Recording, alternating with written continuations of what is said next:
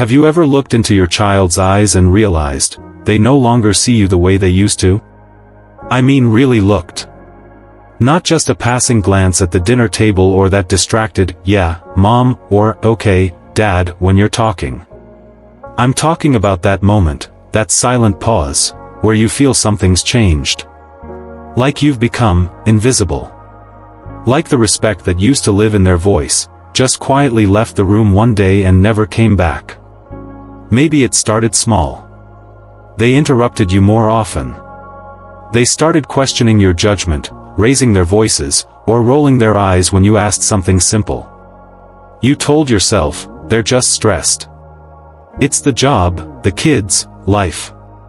But deep down, you felt it. That shift. That ache. That quiet, creeping distance between the parent you've always been, and the way they treat you now. And it hurts. Not because you want power. Not because you want control. But because you raised them with love. You made sacrifices. You held their little hands when they were scared, stayed up all night when they were sick, gave them the best of your years, even when you didn't have much left to give. And now? Now you're left wondering, how did we get here? When did I stop being someone they looked up to? You're not alone, my friend. This happens to more parents than most people are willing to admit, especially as we get older. And it doesn't mean you failed. It just means something needs to be repaired. Because respect, real respect, doesn't fade with time. It grows when it's nurtured. And today, we're going to talk about how to gently, lovingly, and powerfully rebuild that respect between you and your children. In this video, I'll walk you through 6 powerful fixes that can change everything, not with arguments or guilt trips, but with quiet strength, dignity, and a few strategies that truly work. Stay with me, because number 4 is something most parents never think about, but it works like magic. And before we dive in, let's start a conversation. If you believe that every parent deserves dignity, love, and honor, especially in the later years of life, then comment "Respect matters" below. Let your voice be heard. And if this is your first time here, consider subscribing to Elder Mature Moments. Because here, we don't just talk about aging. We talk about aging with meaning. Now, let's begin. Let's begin with fix number 1, stop over-accommodating. Now I want you to picture this. Margaret is 68 years old. She's the kind of mother who never says no. Need help with rent? Margaret's there with her checkbook. Need a last-minute babysitter for the kids? She clears her whole weekend. Car trouble? She drives across town without blinking.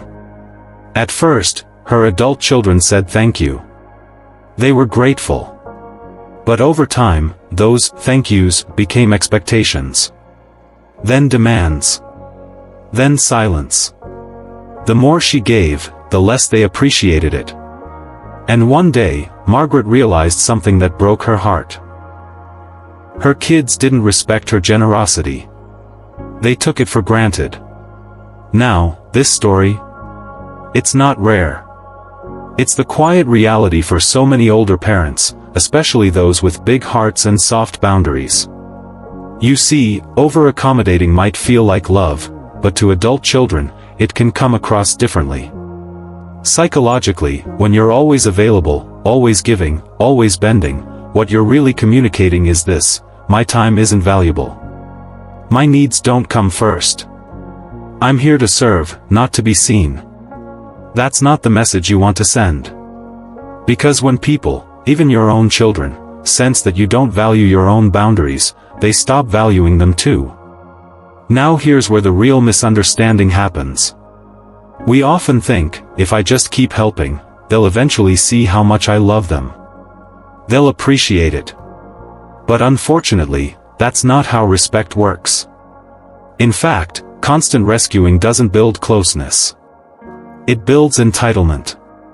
It tells them, I'll always fix it for you. You don't have to consider me. But here's the truth that changes everything: you can love your children deeply, and still have limits. Boundaries don't weaken relationships, they strengthen them. Because when you set boundaries, you're saying, I respect myself enough to protect my energy. And I respect you enough to expect mutual care. So what does that look like in real life? It doesn't mean you stop helping altogether. It means you help wisely. You offer support, with structure. Instead of watching the grandkids all weekend, you say, I can do Saturday afternoon, but I need Sunday to rest. Instead of covering that unexpected bill every time, you say, let's talk about a plan so you don't keep falling into the same trap. You're not being selfish. You're showing your children that your time, your needs, and your peace matter too. And here's the best part, when you begin setting those gentle boundaries, something shifts. Your children may resist at first. They may even push back. But slowly, they start to notice something. You're not just their parent, you're a person. A strong, wise, thoughtful person with your own life, your own rhythm, and your own voice. And that's when respect begins to grow again. Because respect doesn't come from how much you give. It comes from how much you value yourself. Now that you've begun to draw those quiet, necessary lines, it's time to talk about something just as powerful, maybe even more so. Because once you've created space, you need to fill that space with something meaningful. And that's your presence. Let's talk about how to reclaim it.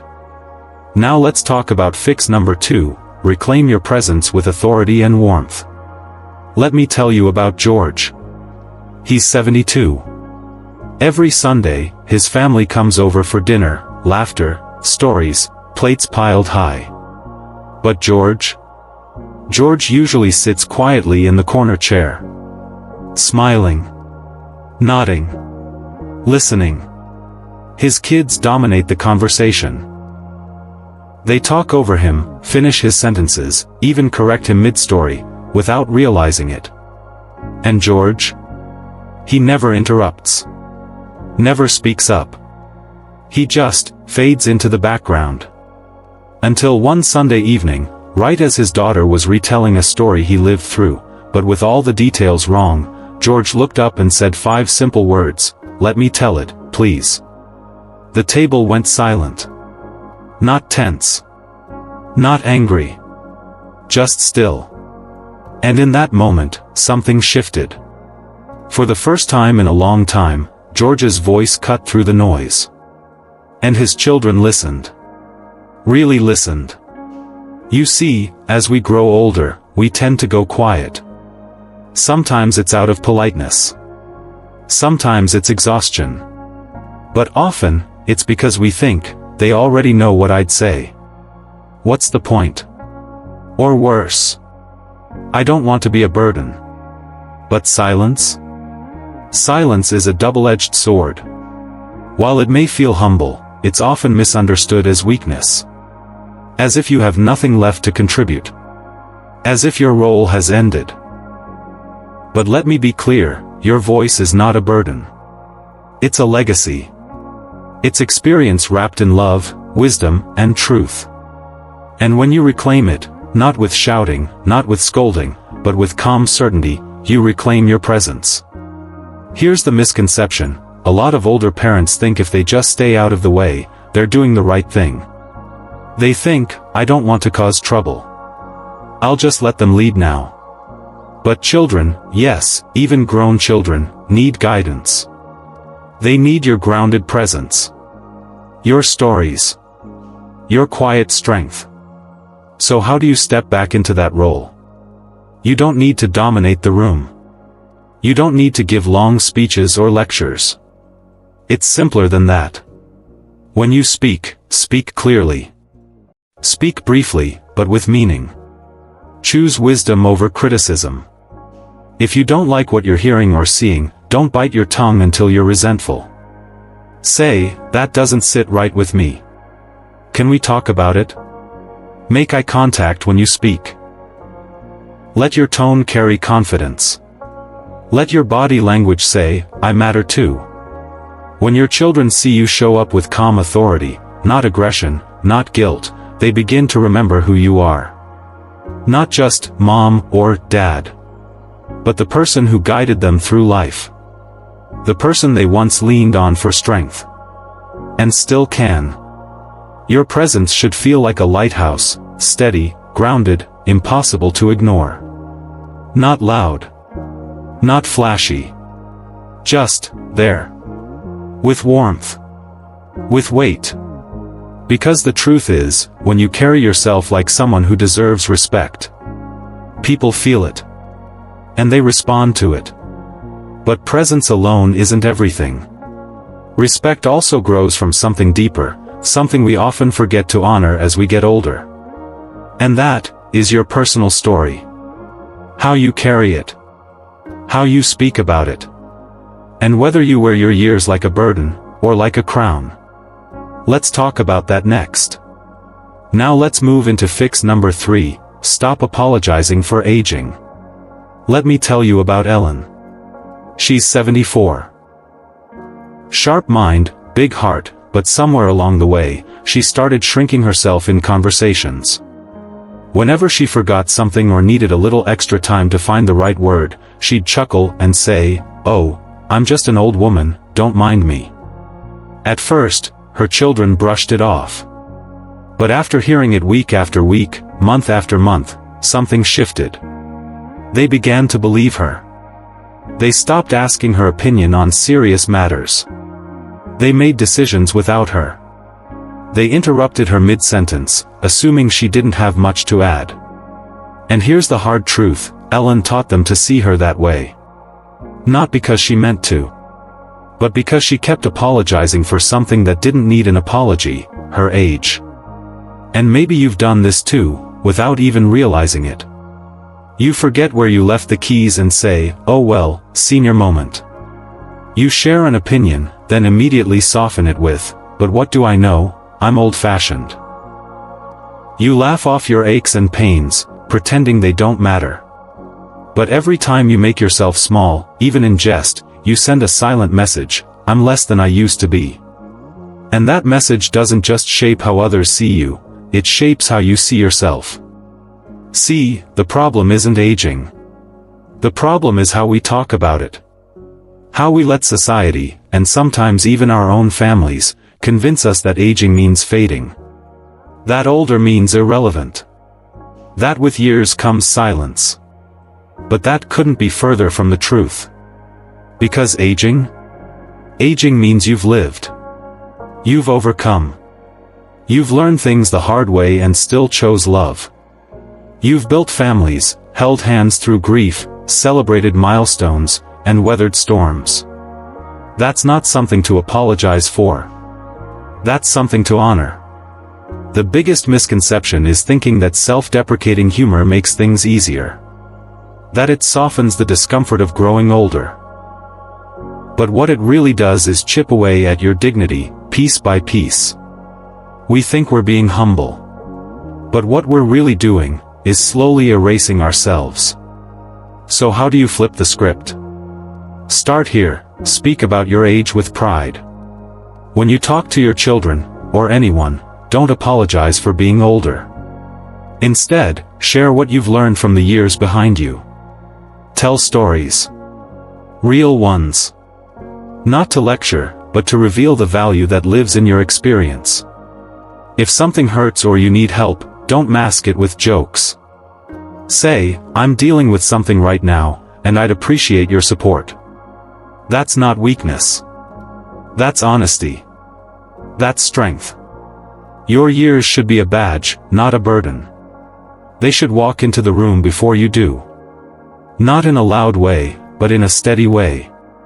Like a tree that's been through every season, and still stands tall. Because the moment you stop apologizing for your age is the moment your children start respecting it. And once you reclaim that, once your words, your presence, and your years all align with quiet authority, you'll begin to see a new kind of connection unfold. But we're not done yet. Because even when you reclaim your voice, your space, and your story, there's a hidden dynamic that can quietly unravel all of it. A subtle shift that many parents miss, until it's too late. Let's talk about it next. It's one of the most dangerous, yet common, respect killers in adult relationships. And it's this: when your children start parenting you. Now let's look at fix number 4, reverse the emotional role reversal. Tony, 75, is a proud man. Sharp. Capable. Still drives himself, still reads the paper every morning, still has opinions about politics, faith, and how to fix a leaky tap. But ever since his wife passed, something changed in the way his daughter treated him. It started small, her offering to help with errands, reminding him to take his meds. But soon, it escalated. Suddenly, she was telling him what to eat, where he could and couldn't go, how much he should walk, even who he should talk to. She'd say things like, "Dad, you can't eat that anymore." Or, "Don't drive at night. It's not safe." Even, "You really need to stop watching the news, it's bad for your mood." Now Tony loved his daughter. He knew she meant well. But deep down, he didn't feel loved. He felt managed. Like a child with rules, not a grown man with a lifetime behind him. And that's the heart of this issue. Because when adult children begin parenting their parents, it creates a quiet, but powerful, imbalance. One that can destroy mutual respect if left unchecked. And it doesn't happen overnight. It creeps in gradually. Out of concern.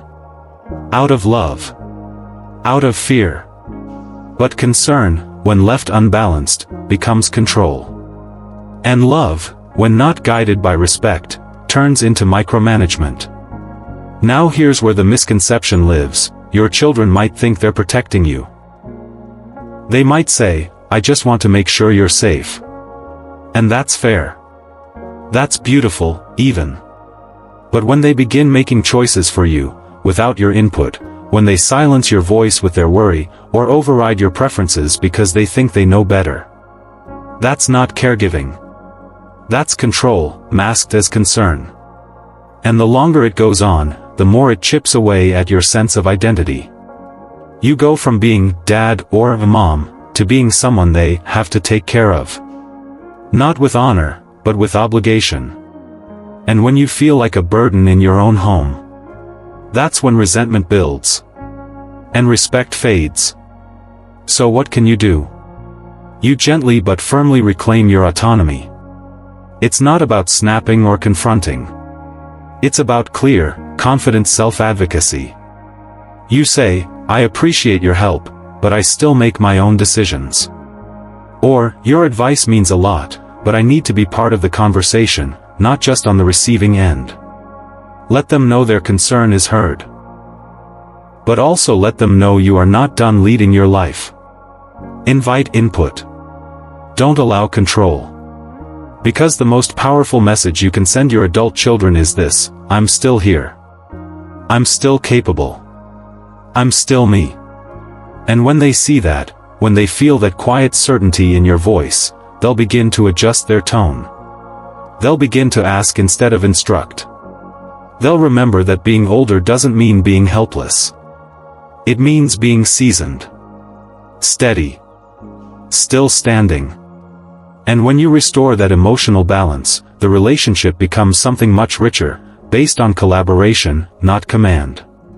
But even with that shift, there's something else that often lingers in the background.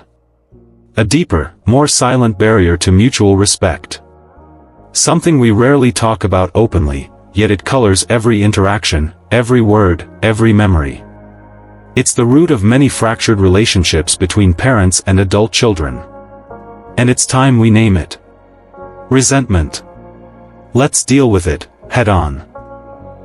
Now let's step into one of the most difficult, but most powerful, fixes of all. Fix number 5, heal hidden resentment from the past. Mary is 69. She's always considered herself a devoted mother. She worked hard, kept the home together, raised her son with every ounce of strength she had, especially after her husband passed when the boy was just 12. She never missed a school meeting, always packed his lunches, gave him everything she could, even when she had nothing left for herself. But now, that same son, grown, successful, married with 2 kids of his own, is distant. Calls are short. Visits are rare. And when they do talk, there's always a coldness in his voice. A distance she can't quite explain. For years, Mary told herself he was just busy. That's what parents do, we make excuses for our children when the silence hurts. Until one afternoon, during a quiet coffee at his house, her son looked up and said, "You were always too critical when I was younger. I never felt like I was enough for you." Mary sat there stunned. She had no idea he'd carried that pain all those years. To her, she was just being protective. Just trying to guide him. Just trying to do the best she could. But to him, it became a wound. And that's the part most of us don't talk about. That sometimes, the disrespect we feel from our children as adults isn't about who we are now, it's about unspoken pain from back then. It's about unresolved childhood experiences that never got named, never got processed, never got healed. And those memories? They don't just vanish. They linger. They grow roots. And they often show up as distance, or defiance, or quiet resentment dressed as busyness. Here's the big misconception: we believe time heals all wounds. But the truth? Time doesn't heal what hasn't been acknowledged. It just buries it. And when something is buried, it festers. So what's the fix? It starts with courage. Not their courage, yours. It takes a brave heart to ask a question that might open old wounds. But it also takes a wise heart to know that healing can only begin with honesty. Sit down with your son. Or your daughter. Or whoever you sense is holding something beneath the surface. And say, simply, softly, "Is there anything I did in the past that may have hurt you, even if I didn't realize it?" And then, just listen. No defending. "No, but I was just trying to," no explaining away. Just listen. Let them speak. Let the memories breathe. Let the pain come up, so it can finally come out. Because often, it's not the past that's the problem. It's the silence around it. And when you open the door to that conversation, even if it's messy, even if it's emotional, you're showing your child that your love is bigger than your pride. You're saying, "I'm still growing, too. And I care more about this relationship than being right." That level of humility, that level of truth, that level of emotional maturity, it earns respect in a way nothing else can. Because your child doesn't just see you as the parent who raised them. They see you as a human being who wants to connect, even now. And when healing happens, true healing, something in the air changes. It softens. It clears the static. It makes way for closeness you thought you might never get back. But healing the past, as powerful as it is, sets the stage for the most important fix of all. One that redefines not just how your children see you, but how you see yourself in this chapter of life. It's the fix that shifts the energy in every room you walk into. It's the one that doesn't need words to command respect. Let's talk about it next. It's time to live fully. Now we've come to the final and perhaps most beautiful fix of all. Fix number 6, lead by living fully. Let me introduce you to Cynthia. At 70, she could have easily settled into a quiet routine, TV in the evenings, morning tea, watching life unfold from a comfortable chair. And for a while, she did. But something in her heart kept whispering, "You're not done yet."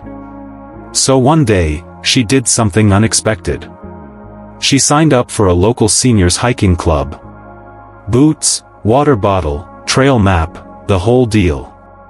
The first time she told her kids, they laughed. Not in a cruel way, but in disbelief. "Hiking? Mom? At your age?" But the disbelief didn't last long. A few weeks later, they saw her photos, standing on a ridge, arms wide open, smiling from ear to ear.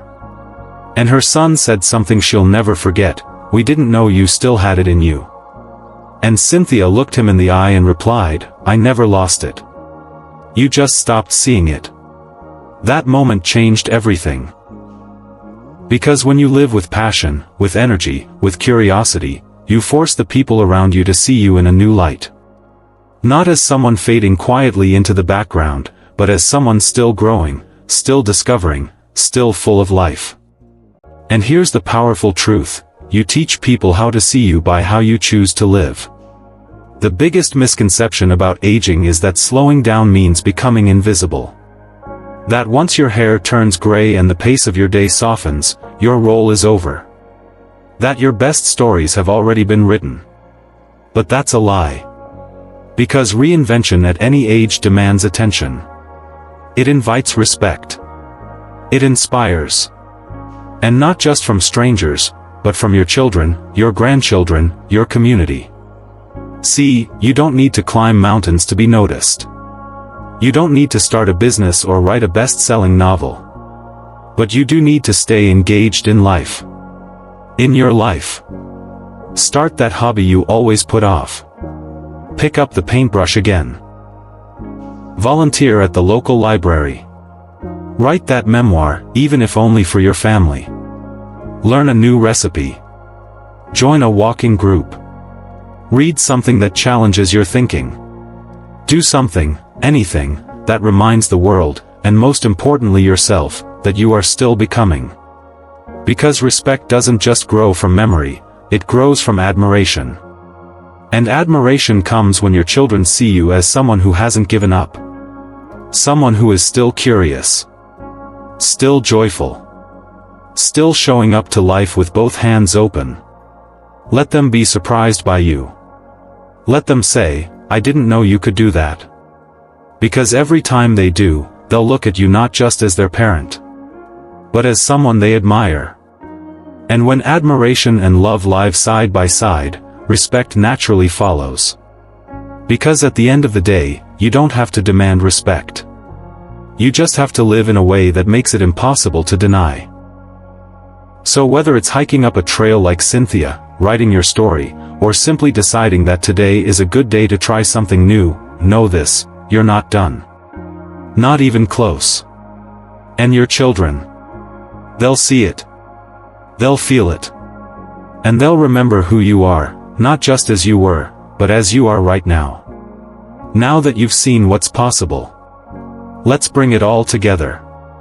Because this journey isn't just about fixing broken moments. It's about rewriting the story entirely. Let's wrap this up. Let's pause here, and breathe for a moment. Because I know. This isn't just information. This is life. Being disrespected by your own children, it's not just hurtful. It's haunting. It stays with you. It lingers in quiet moments, in long silences at the dinner table, in the ache behind your smile when you're told, you wouldn't understand. It feels like a silent grief. Not because of what was said, but because of what wasn't. The appreciation never voiced. The affection that's grown cold. The way they look past you, like you're just there. And when you've given your whole life to raising them, protecting them, praying for them. That kind of dismissal cuts deeper than most people could ever know.